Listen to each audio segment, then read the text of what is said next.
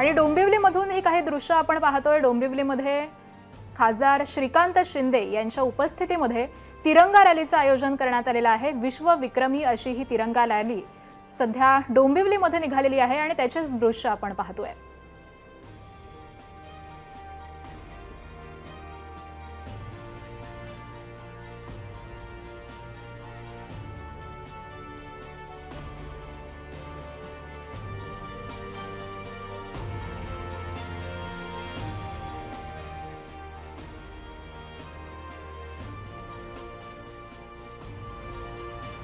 डोंबिवलीमध्ये विश्व विक्रमी अशी तिरंगा रॅली खासदार डॉक्टर श्रीकांत शिंदे यांच्या उपस्थितीमध्ये निघालेली आहे।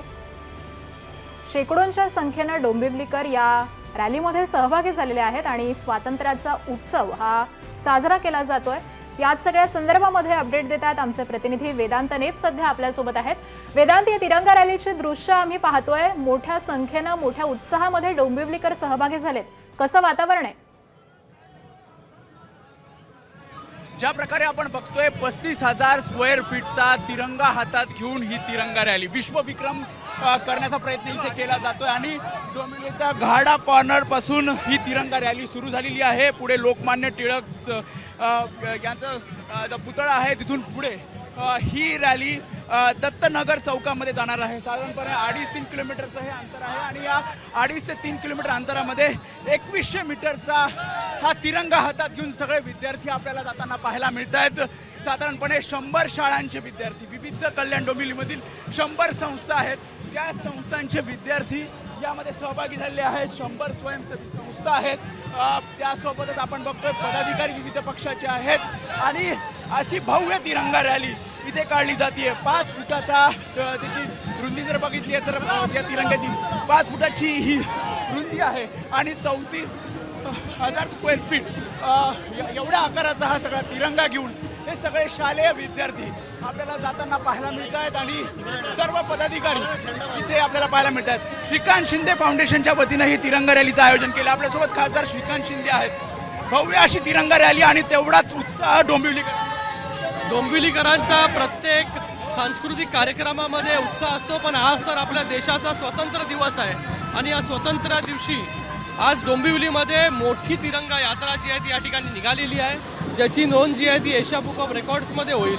पण मला वाटतं आज जे मुलं सहभागी झालेली आहे, शाळेची मुलं असतील, तरुण असतील, त्याचबरोबर ज्येष्ठ नागरिक असतील, स्वातंत्र्य संग्रामामध्ये ज्यांनी भाग घेतलेला आहे, असे सगळेच लोक जी आहेत ती याच्यामध्ये सामील झालेले आहेत आणि आज 80वा स्वातंत्र्य दिवस आपण साजरा करतोय। ज्या प्रकारे आज देश नरेंद्र मोदींच्या नेतृत्वाखाली पुढे जातोय, ही जी तरुण मंडळी आहेत, त्याचबरोबर ही विद्यार्थी जी आहेत, फक्त आज त्यांनी तिरंगा नाही पकडलेला आहे, देशाची जबाबदारी देखील त्यांनी आपल्या खांद्यावरती घेतलेली आहे आणि त्यांच्याच मनगटाच्या ताकदीवरती जे आहे ते येणाऱ्या काळामध्ये देश जो आहे तो अजून पुढे जाईल। पंतप्रधान मोदींनी आज लाल किल्ल्यावर भाषण करताना म्हटलं की युवा शक्ती हीच खरी ताकद आहे आणि भारताचा विकास व्हायचा असेल तर युवा शक्तीच महत्त्वाची आहे।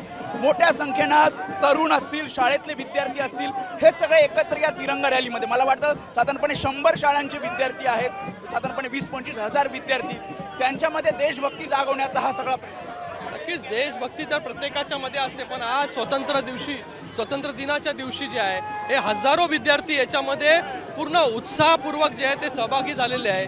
देशभक्तीची भावना जी आहे या प्रत्येकाच्या मनामध्ये आहे आणि हीच देशभक्तीची भावना पुढे घेऊन जाऊन जे आहे या देशाला कसं आपण पुढे घेऊन जाऊ शकतो याच्यासाठी प्रत्येक विद्यार्थी असेल, तरुण असेल, तो येणाऱ्या काळामध्ये जो आहे तो काम करेल। शेवटचा प्रश्न, नियोजन कसं केलं? कारण संसदेचं अधिवेशन सुरू होतं, त्यामध्ये एवढ्या संख्येनं एवढ्या उत्साहानं हे सगळे डोंबिवलीमध्ये कुठलाही सांस्कृतिक कार्यक्रम करायचा असेल तर त्याला जास्त नियोजनाची गरज लागत नाही।